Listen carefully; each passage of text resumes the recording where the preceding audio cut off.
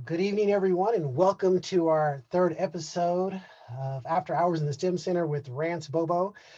This evening, we have another Kenyatta alum, a very special guest, and I'd like to introduce her uh, to the floor, Esther Chan. Is this the part where I'm supposed to come on? That's it. Okay, all right. Well, good evening, Esther. How are you doing? I am doing great. How about yourself? I'm doing very well. And we'd like to thank you for coming out this evening and joining us. We do understand that, you have a very busy schedule. You are a working professional and you are currently obtaining your master's. And so you got a whole lot going on. Yeah, well, not so much the masters. I did that was done already. This is just me taking a fun class. Oh, okay. Whoops. You've already obtained your master's. All right. Well, we'll get into Oops. that. We'll get into that. We'll backtrack a bit and I'll spill my life story right here. All right. So also to all the viewers, we also are encouraging you all to please if you have questions, uh, type them in and we'll answer them live as we go along. And then also we're going to mix it up a little bit. We're going to invite you, to live broadcast because Esther, she wants to interact with some of you. And, if you guys have live questions, she wants to hear your voice, see your face. And so, we want you to be a part of it. So Esther, go ahead. Tell us a little bit about yourself. We understand that you are a Kenyatta alum, and why did you choose Kenyatta instead of going into a four-year institution? Yeah, so I guess let me go like, I don't know, all the way back. So I was originally born in Hong Kong and I moved here when I was 10 years old. Here meaning the Bay Area. And I went to middle school and high school in Redwood City. Actually, I lived there for a long time. And then after high school, I wasn't like really sure what I wanted to do. And my family wasn't like super duper wealthy. So I it didn't feel right to me that to just go to college to figure it out. I feel like a lot of people do that. But for me, at least then it didn't rest right with me. So I looked into I mean I still applied. I applied to some colleges nearby. But then at the end I didn't feel really passionate about it. So at the end I decide, well, why don't I just try to figure it out, and Kenyatta was what I chose.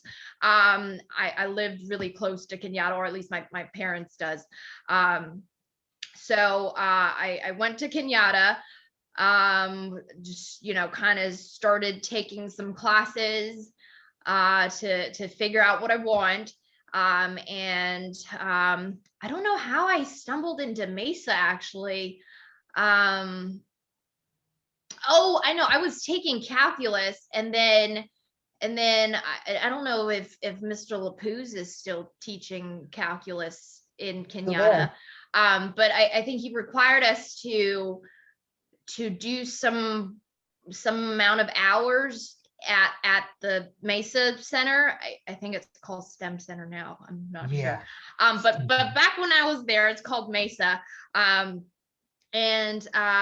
when I went there, I did my math hours things, and then I saw that there was all these help and opportunities available, to like to help you study for a test, to help you get tutoring for classes.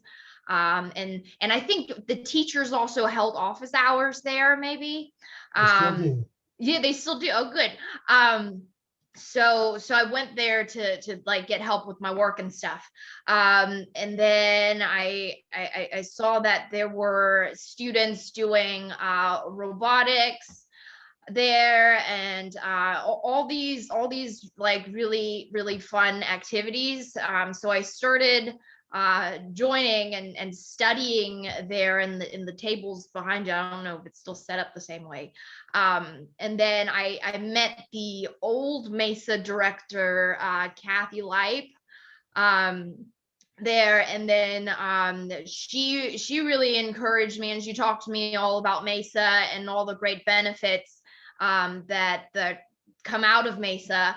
And then I attended some of those meetings about Mesa, and I'm like, okay, this is interesting. I'm gonna join and see what happens. So I started joining, and then I'm like, well, this is pretty cool. And then I think doing that my first like semester there, I took physics and calculus. And I guess I took all these things because back in high school I liked all the subjects, but then I just didn't know which one to pick. So I still took the math, science, English, all that, and I still did that in Kenyatta. But really, I don't think it was until I met Dr. E. I don't know if any of you guys had Dr. E as your engineering teacher. I hear he's retired now, but Yeah, he's down there where you're at, in fact. yes, exactly. Yeah, so I had some classes with Dr. E, and I think really I just really enjoyed physics, and it I understood it. It was very logical to me. And I felt like it came very natural. So I wanted to kind of pursue that route. And then engineering is a practical application of physics. So I kind of naturally fell in line with that. And then as I took more physics, more engineering, more math, I kind of start liking it more and more. And I was also really enjoying the support that I was getting from the Mesa program as well. So I decided to try engineering, and see kind of where I would fit into it. And I stuck with it. I really enjoyed it. I was at Kenyatta for about 3 years. And I was able to earn my, I think, AS in engineering there. I pretty much took, I want to say, all of the engineering classes that they offered. And really, you guys are at a really good place, because Kenyatta has a really great engineering and STEM program. So you guys are really in luck, and the teachers there are fantastic. And really, you're really lucky at a community college, because the teachers there are there because they love teaching. There's no research at Kenyatta, at least I don't think there is. And really, you get everything out of there. You get the support from Mesa, you get the really awesome teacher, you get the really small class sizes.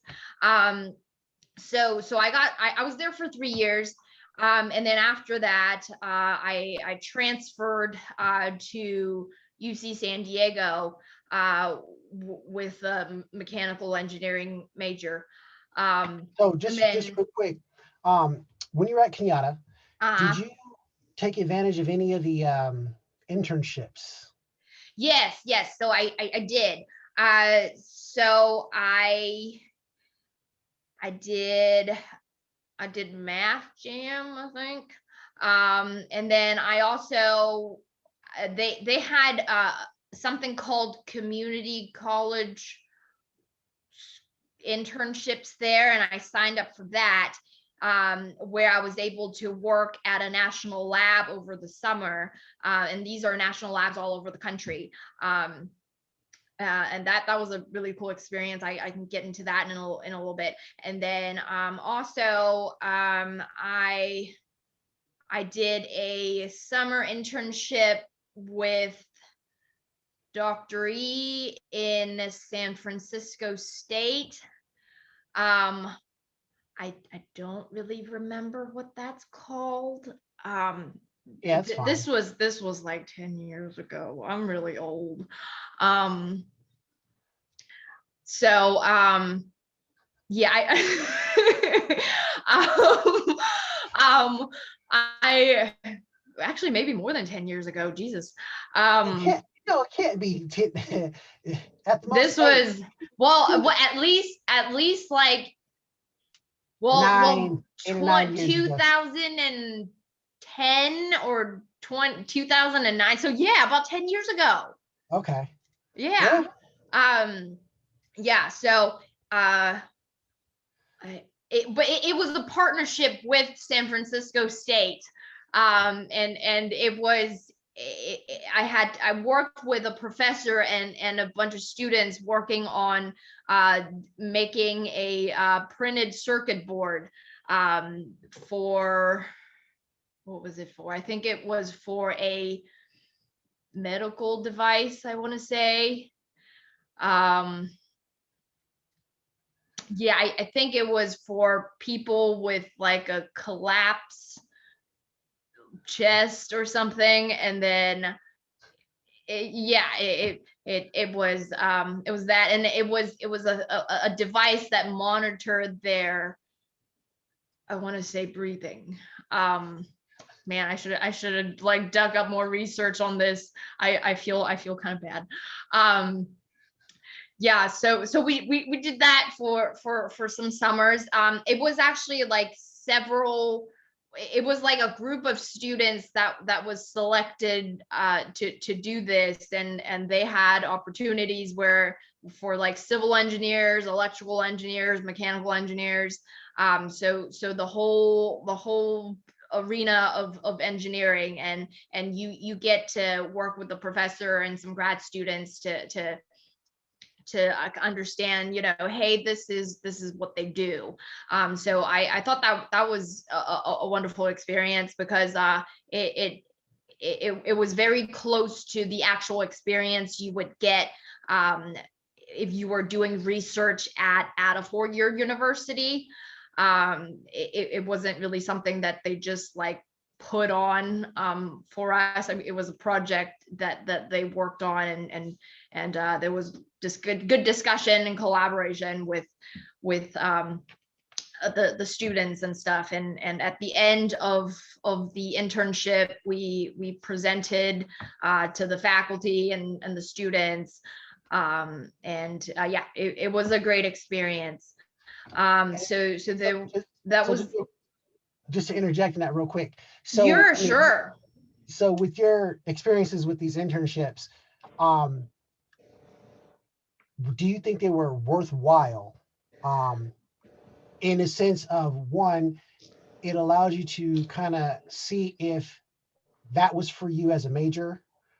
Also, two, did it, I mean, because you did say it kind of played into some of the stuff you were doing in a 4-year. Also, do you think it got you prepared for what you're currently doing as well? Yeah, Because yeah. sometimes students don't take advantage of the internships or don't seek internships because they are focused on their academics. So Yeah, no. Yeah, that's a really, really good point that you're making. And academics are very important.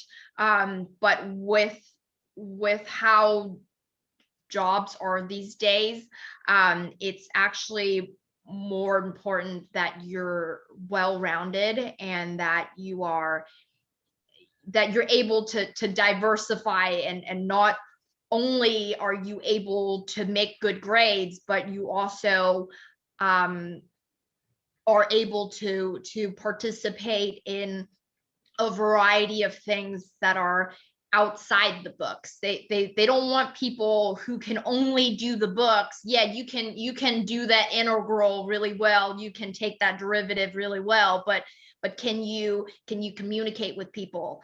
Are you, and communication is a really big point in this. Are you able to use what you learned in the classroom and apply it elsewhere? That's really what they're looking for. So, yes, it's important to get good grades and but yes, I would tell everybody in the audience, you know, take every opportunity that you can get, because I did, I think I did, and I understand why, like, you know, you spend the whole semester, you know, studying hard and you want to just relax during the summer, right? I'll tell you, I did internships pretty much, I want to say almost every single summer, while I was at UCSD and also my last year at Kenyatta. And I would say it got me my first job. That's how important it is. And I could go into where I work later on, but really, it's the experience that counts. It's not just about what you can do with the books, because at some point, you know, so basically you need to think like, okay, so what is going to set me apart from everybody else that is in the room, right? Because everybody is going to have the same degree. Everybody is going to go to a 4-year university. Everybody is going to be taking the same classes almost. If you're in engineering, you're going to have to take the same amount of math. You have to take the same amount of physics. You have to take the same amount of engineering classes. What's going to set you apart from the rest of the group? And I think those activities that you do outside of the academics is really what's going to make that difference. Okay, awesome. Now we're going to go ahead and transition to, you know, you transferred to UC San Diego. So why did you choose UC San Diego? What, you know, what caught your attention? What did it offer? I mean, you know, was it more money? Was it close to the beach? I mean, what was it? Sorry, I was just looking at a question. Do you think I should answer it now or later? Yeah, let's go ahead and answer that question. So I'll read it Okay. out to the audience. So the question is, do you think it's wise to do your internship internationally? Well, Pearl, I didn't do any international internships. All the internships that I did are in the States. But if you're able to find one that is international, and if it aligns with you know, your passion and where you want to go in that direction, yeah, I would say go for it. I mean, really, an experience is an experience, right? So it really doesn't matter where you end up landing. You know, you probably end up, you know, finding and getting to do some pretty cool stuff on your international internships. You get to interact with people maybe all over the world, and you get to maybe do some traveling over the weekend, and meet a lot of new people. And then that's really the experience that you're really searching for, and those are really the experiences that are going to enrich your lives. So I would say if you get one, go for it. Yeah, I mean, I don't think it would hurt. Like I always tell students, you know, no matter where you go, 1+1 will always be 2, H2O will always be water.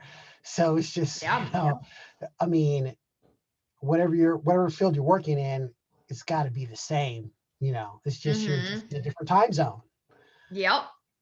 Exactly. Yeah. So San Diego, why San Diego? You know, what piqued your interest and what do they have to offer you? Yep. So the year that I transferred to a 4-year university, I got into Cal Poly San Luis Obispo, and I think a few other schools, like a bunch of other UCs too. But I settled on UC San Diego. Well, actually, originally I started off really wanting to go to Cal Poly. That's kind of like your goal for engineering school, right? At least when I was there, a lot of kids wanted to go there. A lot of students, I mean.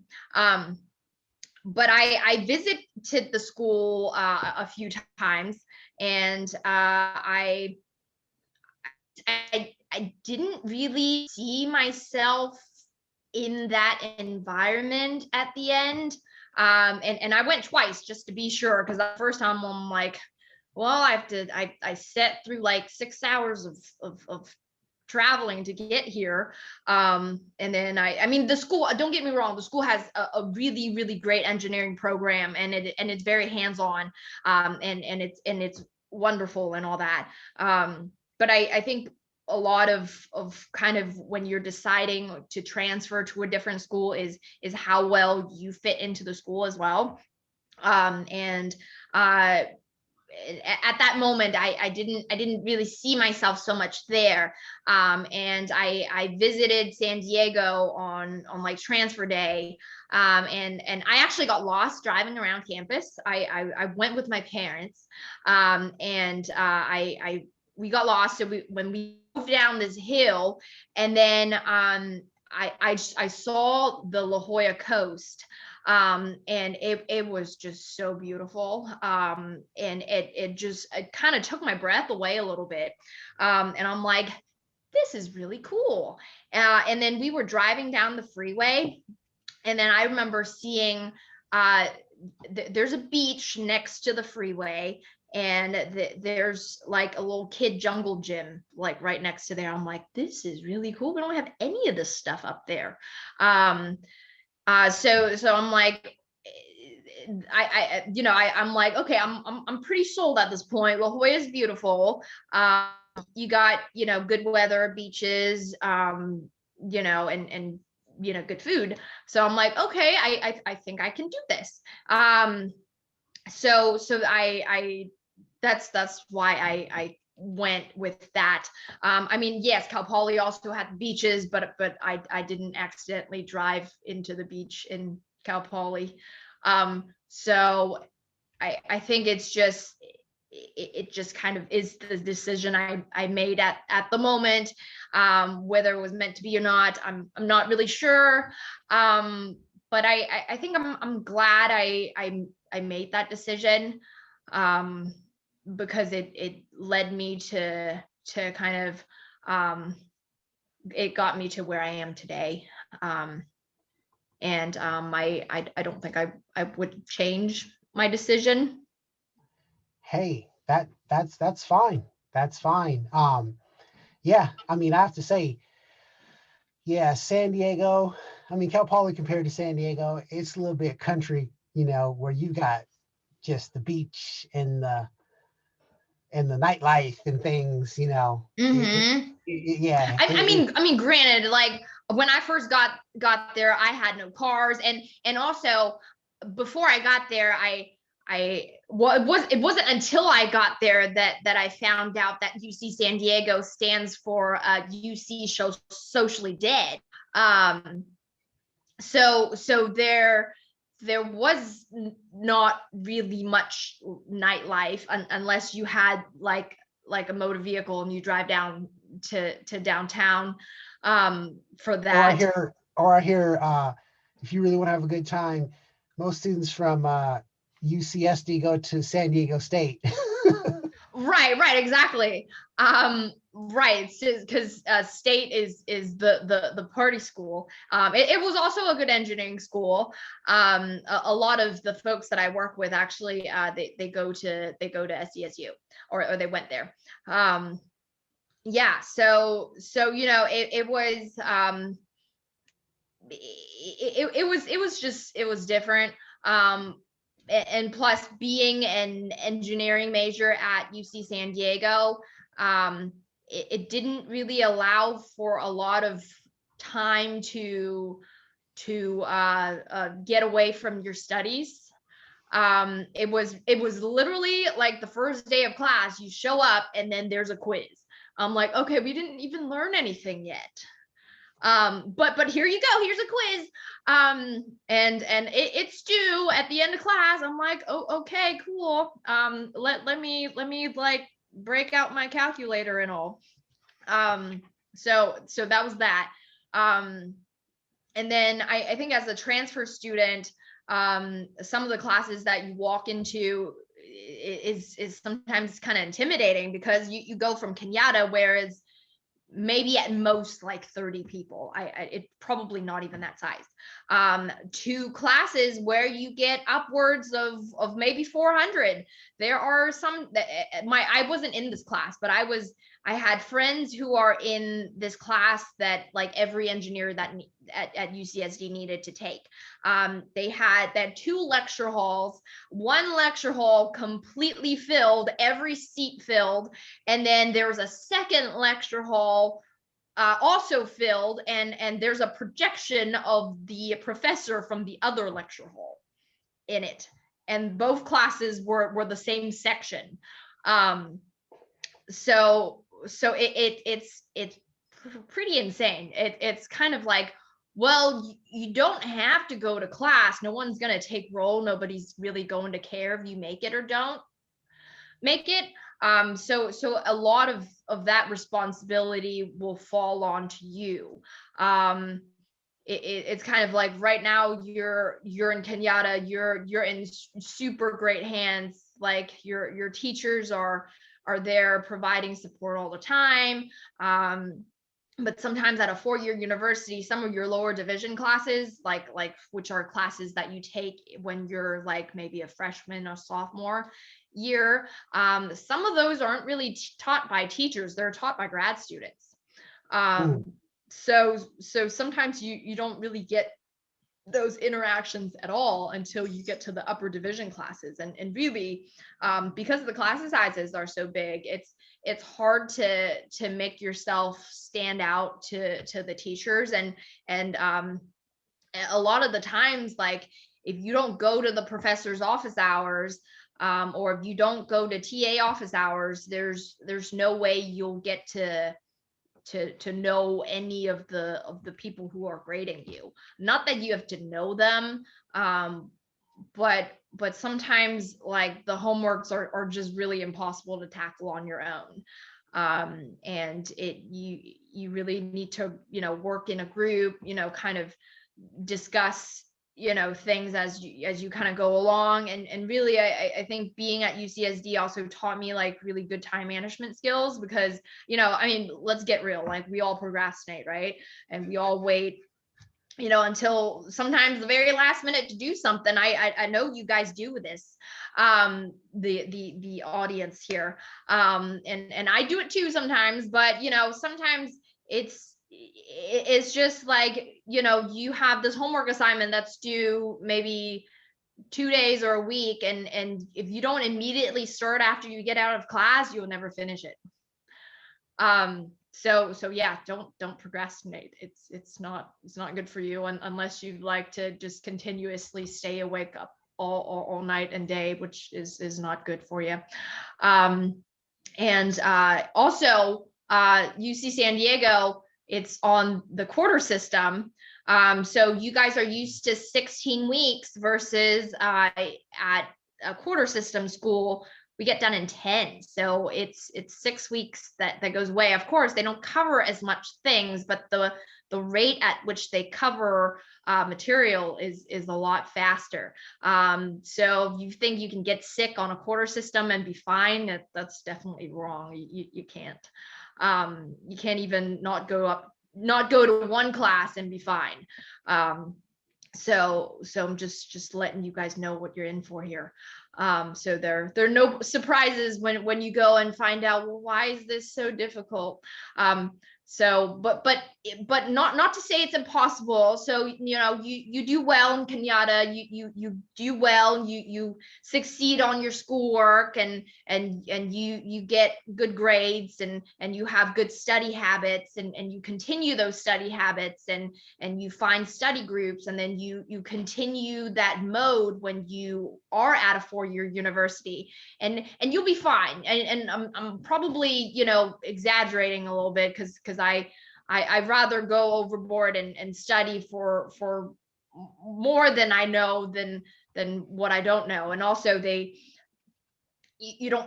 there's no requirement. I mean, so let me put it this way. There's probably, unless you're Einstein, there's no way you're going to get A's on everything. And if you don't get discouraged, don't get disappointed. It's likely that the rest of your class isn't getting A's either. But then they do curve. So if you get like a B or C, you know, maybe everybody is kind of doing the same. So you end up doing fine. So you can get A's, but it's kind of the whole system is manipulated so that the whole class gets to move on instead of just one or two people.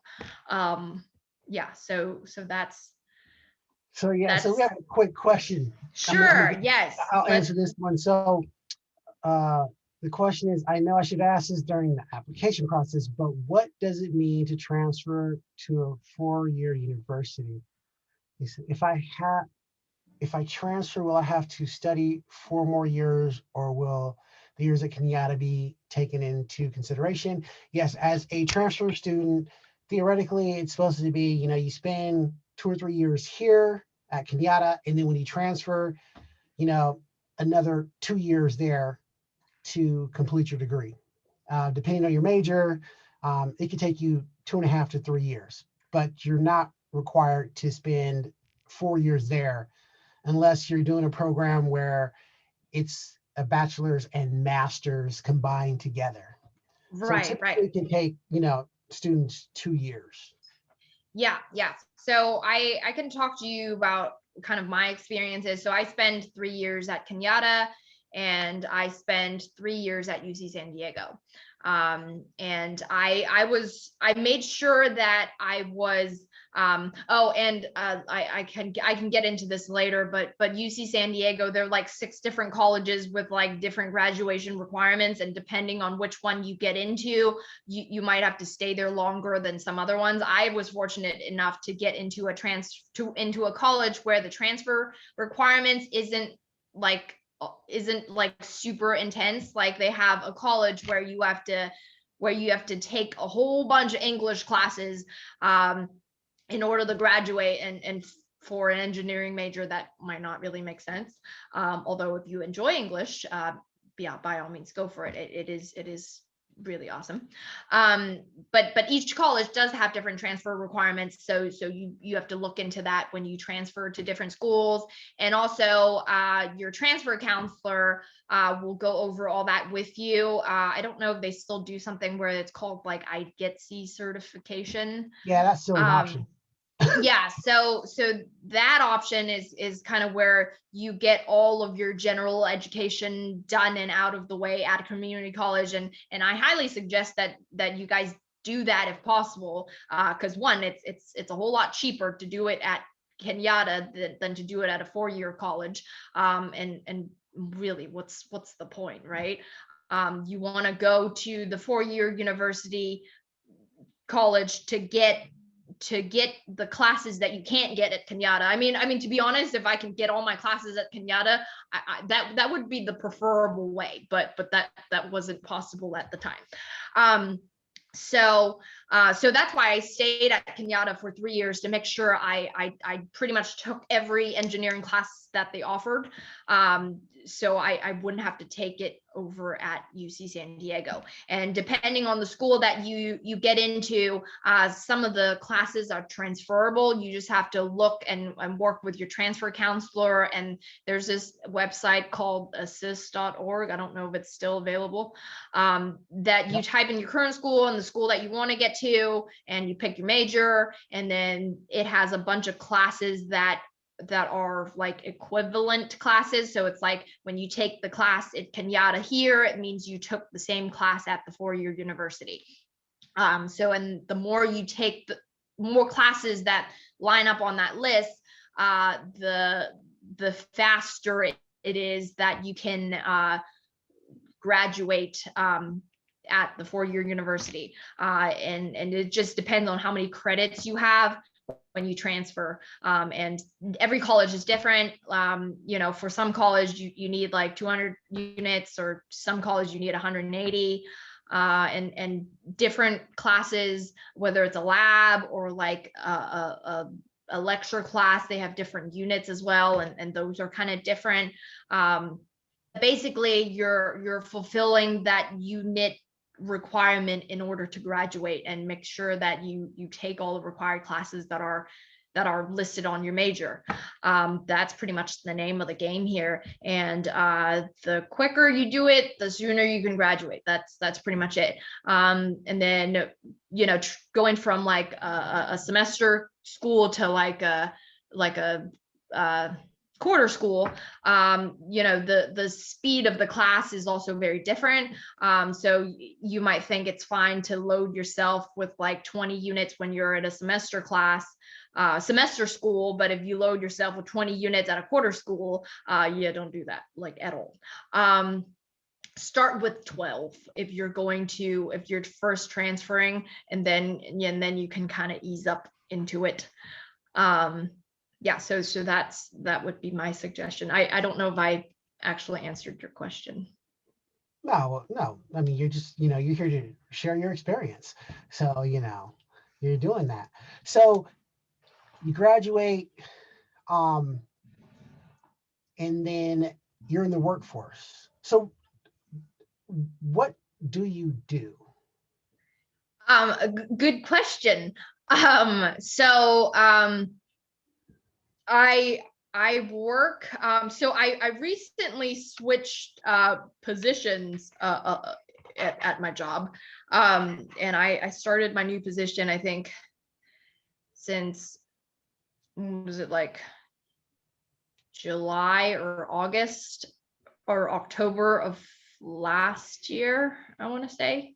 But for the previous 5 years, I worked as a materials and process engineer, and that probably means nothing to you, but I'll explain what it is.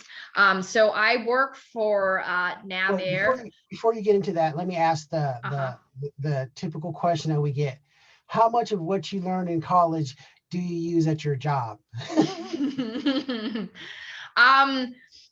That's a really great question, actually.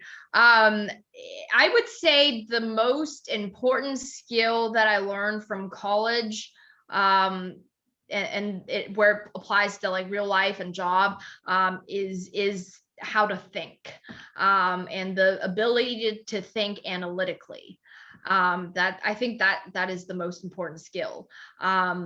Because depending on your specific job, I don't use so much of the math anymore, whereas another person and another, maybe like a structural engineer at my company, they would use math a lot more, but even then they have like calculators and programs that are written to make that job easier. For me, it's, I would say it's important, and I would say that an important skill that I learned at school is good communication skills, first of all, and you wouldn't actually think, because engineers aren't very good communicators sometimes, but actually that's the most important skill in any job market, is you need to be able to communicate to your audience, because at school you're talking to a whole bunch of engineers, but once you're in the job market, you're talking to non-engineers sometimes, and if you only carry on your engineering speak, they're not going to know what you're saying at all, and then they're just going to be really confused, and then you won't really be very motivated, because they're going to tell you that you're not doing your job very well. So I think a big part of that is communication, is the ability to think analytically and solve problems using the resources that are around you, and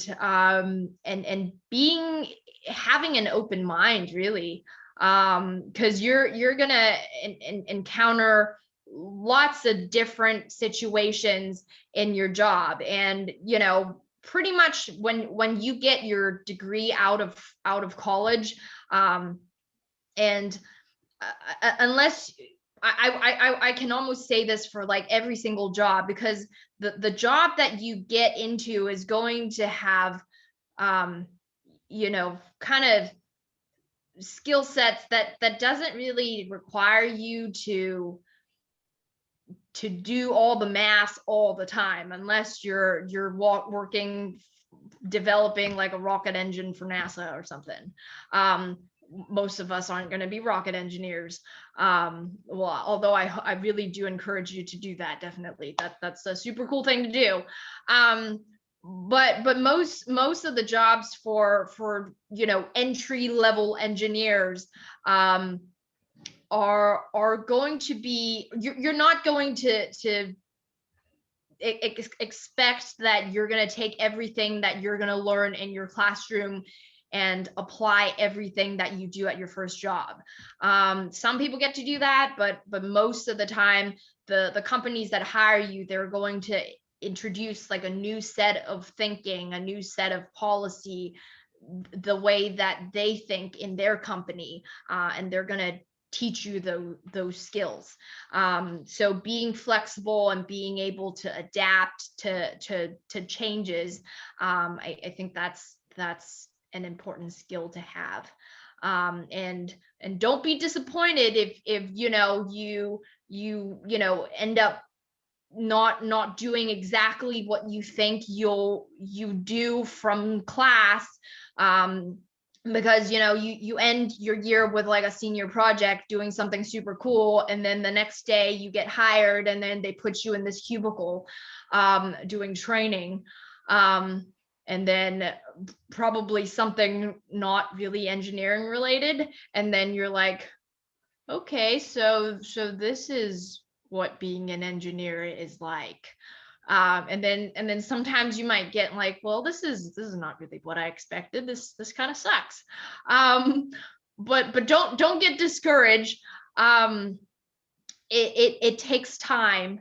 And really, I would say, you know, follow your passion, follow your dreams.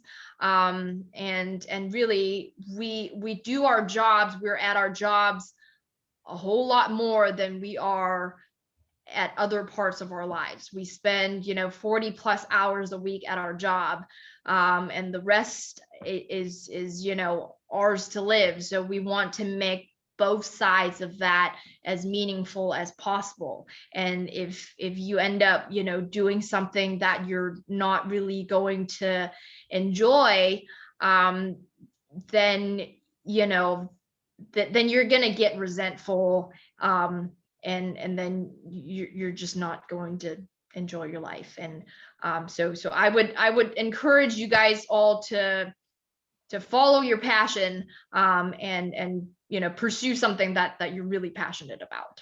You know, just to add to that, I appreciate that, you know, you saying that, because, you know, people, they go to work every day because they have to support their family, or Correct. because that's something that, you know, their parents want them to do. Mm-hmm. But you know, it's like, someone used this example for me. I mean, I love motorcycles, and so in the motorcycle community, it's like every time you get off your bike and you walk away from your bike, if you don't look back at your motorcycle, that means that motorcycle is not for you. Oh man, that's deep. Yeah, because it's just like, man, that's mine, you know. So, and it's just like your job. Like when your alarm goes off to wake you up in the morning, and you got to be like, oh, I got to go to work, you know. Right. 9 times out of 10, you know, that's not a best fit for you. And then Mm-hmm. that job means you could be doing a disservice for the people who work around you and the Absolutely. people who you serve, you Right. know. So Absolutely. it's very important that, you know, you want to go there every morning Right, for right. the And next and 30 to and, 40 years. exactly. And you know, even as much as you know, you love your job, or whatever, you know, there might be one of those days where you're like, I really don't want to go in today, but that's okay. Like, I don't think there's going to be anybody who is, going to jump up from their bed every day and said like, I'm ready for today. Like every day, I mean, like it's okay that you get stuck sometimes, but at the end of the day, you have to kind of realize, why am I doing what I'm doing, and am I passionate about it. And I was kind of thinking about this, doing the whole pandemic thing, and it's kind of like, yes, it's important to follow your dreams, follow your passion, but then also, like, at some point when your passion becomes your job, it's great, but then also at some point it's still just a job. So I wouldn't like take everything super seriously, because okay, look at it, it's like a new car, right? When you get a new car, you're like, yeah, I'm getting a new car, the car smells great, everything's clean, it goes super fast, no dust anywhere on it, super shiny, I click this little button and makes this cool noise. But then after a while, it rains, and then you run over a puddle, and then the bird poops on it, and then don't forget about that car payment though, because then it's just like, okay, it's just a car, and still I have like 5 years of car payment on this car. So maybe it's not as enjoyable as it was previously on the first day that you got it, but still that's okay. And I just wanted them to know that, because we do get to points like these in time down the road. Maybe you haven't experienced it yet, maybe you have, but it's something that people do go through, and just know that it's not really that big of a deal, and it's something normal that everybody goes through. Yeah, I appreciate the realism there. Then so you had talked about the title of this too was part of self-care during this pandemic, and you mentioned that, and for a lot of our students, being this pandemic, some of them it's pretty rough. Absolutely. The only people who really like enjoy this are the really introverted students. They're just like, I'm in my, this is in my wheelhouse, my skill set. Right. They're like, I'm built for this. I don't ever have to leave the house. This is the greatest thing that's ever happened. But also like learning, it's a communal effort. It's part of what makes learning so great is the discussion that you get into, with the teachers and with the students, the projects that you get into, the study groups that you form, and the clubs that you participate in. I feel like that as a whole is part of the essential learning experience, and really just all that has been taken away, and really it's not fair to the students. So it's, and while we do have more time to ourselves, I at least for me, I took the opportunity to reflect and kind of consider what's important in my life, and how do I make each day more meaningful than before. How do I take this additional time that I'm getting to myself as an educational opportunity, where I can perhaps learn a new skill, where I don't feel like I'm just wasting my life staring into the television screen all day, because people can do that. And I mean, if you're studying, you probably don't have a lot of time, but if I procrastinated like you all did when I was in school. I was supposed to do my homework, and I end up watching TV for like 3 hours. But then it's kind of like, what do you get at the end of that 3 hour? is this really what I want to be doing? Is this really what I need to be doing at this stage in my life? And really, just because you can stay home all day and not interact with other people, sometimes it also means we don't take care of ourselves enough. We don't really take the opportunity to seek within ourselves, like, are we happy? Is this where we want to be in life? What are my goals? Is this getting me to where I want to be?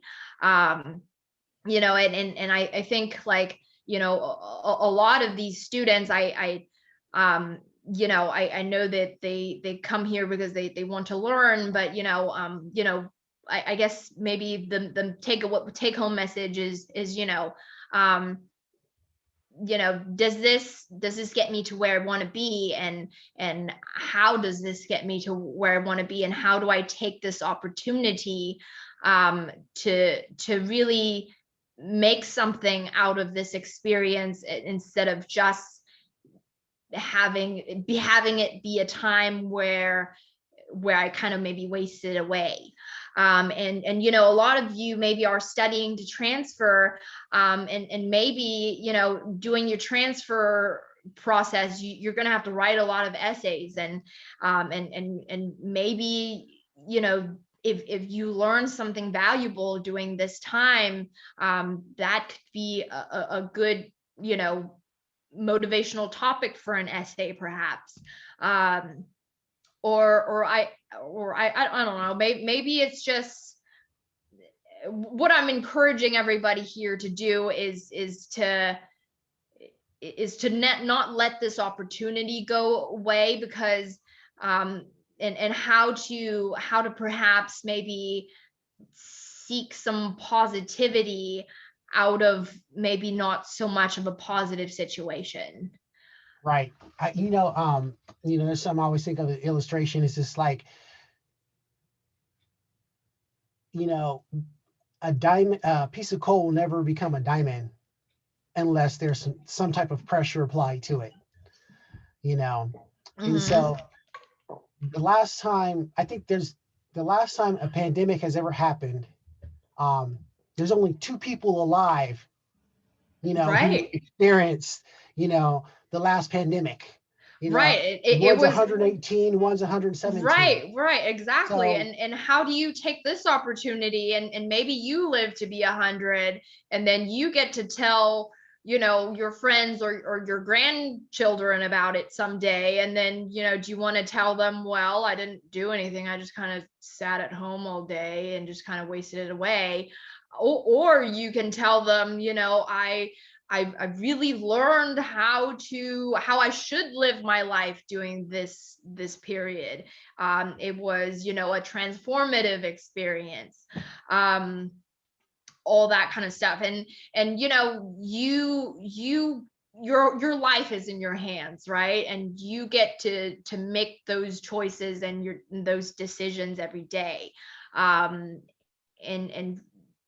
really, you get to hold the key to everything. So you know go out make the best there, of it.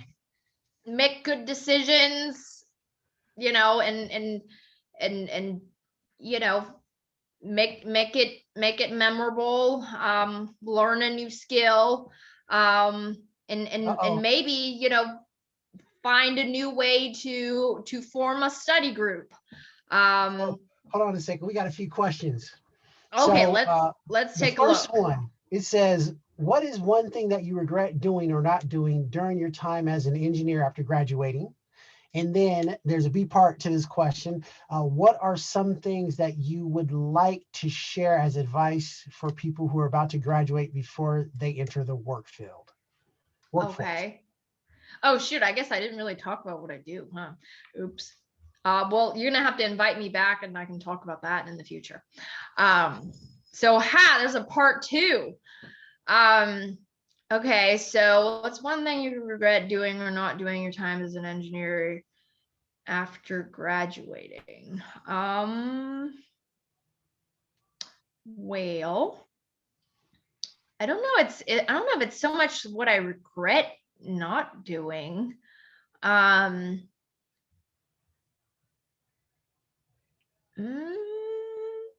maybe I wish I wouldn't studied so hard. I don't know.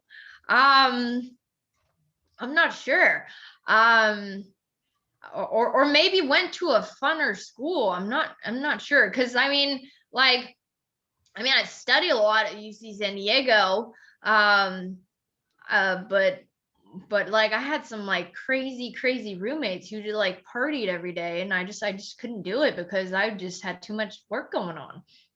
Well, maybe it's also a personal choice too, that I just wanted to get my degree. Because I took 6 years in total.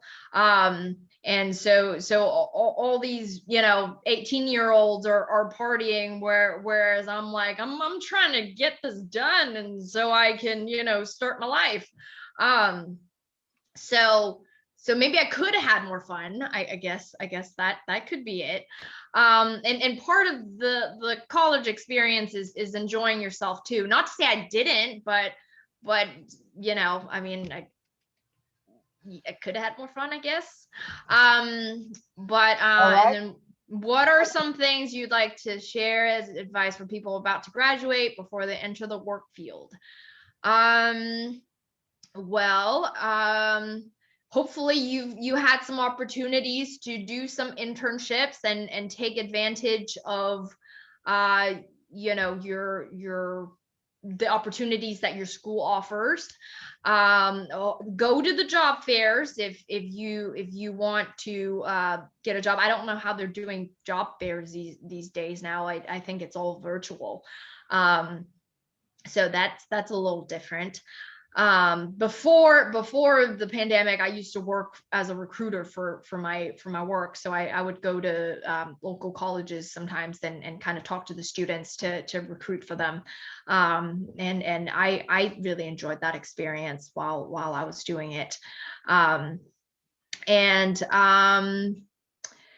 yeah, I would say take advantage of all the opportunities your school offers. Even after you graduate, you'll still be an alumni, so you're still connected with the network.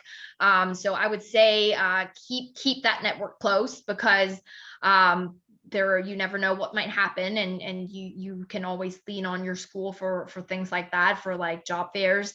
Sometimes if they know you're an alumni, they'll let you back into the job fairs when they have them. So I would say maybe take advantage of that. Sometimes you might want to start work and then maybe want to go back to work for a master's. And take advantage of those opportunities as well. Some work do pay for a master's if they are pertinent to your job. So do ask about that. And Then we got another question.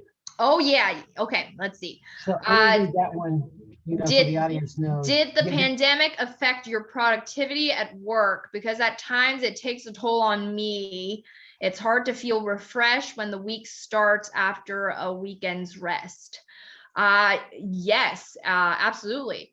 I would say actually it's for me, it's kind of sometimes like a weekend is sometimes like it can sometimes be like a disruption. And sometimes I wish it can be longer. So it does, like always the Monday, it's difficult to kind of get back into it after a weekend, right? I suggest that all you have to do is you have to set up a routine. If you have a routine that you follow, maybe in the morning, and I have a routine that I set up for myself every single day, whether I'm at work or not. And it's important to have routines and separation and boundaries, especially during the pandemic, when you're at work and when you're off work, because you're trying to relax, probably 2 feet away from where you're working. And sometimes, you're at work and you're just kind of doing things. And then all of a sudden it's like 6, 7 p.m. It's like, okay, where did the day go? I didn't even take a break. So it's important to take breaks. I would definitely say, and set like strict timelines for yourself. If you're working from 8 to 4:30, have yourself a hard cutoff at 5. And it's important to have a life outside of work too, and what I kind of call a work-life balance, where it's kind of like, okay, you do your job and then you have things that you do outside of your job to kind of separate those things that you do. Like I'm doing this panel tonight. And also, I mean, there are opportunities out there even during the pandemic. Like I'm looking into like volunteering opportunities around my community. And there are a lot of people that need help. And just know that there are a lot of people who are in situations that are perhaps a lot more dire than we are. And really, I think sometimes we just have to appreciate what we have. That we still have a roof over our head and food on the table, and really just be thankful for little things like that, and be thankful that we still have our health. Even though we can't go out and celebrate with our friends, they tell us that we have to social distance, but really I don't think that's a really good term. I think physical distance is more like it. I think the social part is what we choose to do. You can get online with your friends and have Zoom meetings every week if that's what you want. Set up that routine with your friends. Just because you can't see them physically doesn't mean those friendships have to go away. We try as hard or not as hard to maintain the friendships and the relationships that we have in life. So if you choose to cut off yourself from the rest of the world, then you will feel lonely. We whatever we don't change, we accept. So if you don't like it, change it. I heard that. Well, Esther, this is our time, and we thank you for actually taking time out of your day to join us this evening. It's great to hear from Kenyatta, alum, and hear what they're doing. And we do appreciate that practical advice. So we thank you, and we might have you back on again in the future. Yeah, definitely. I'd be happy to be back. And thank you for everybody who, spend this hour with us. And thank you for everybody who asked questions. And then I can send Rance my email, or I can, I guess, put it in this chat here or something. And then if you guys have any additional questions that you want to ask, maybe transferring or a job or whatever, you can feel free to email me, and we can have maybe oh shit, that is not my email. That was a mistype. So yeah, I'll put that in here, and then you guys can reach out to me, and we can have more discussions. So there we go. I put my email in the chat below. And thank you again, everybody. And I hope to see you guys again soon.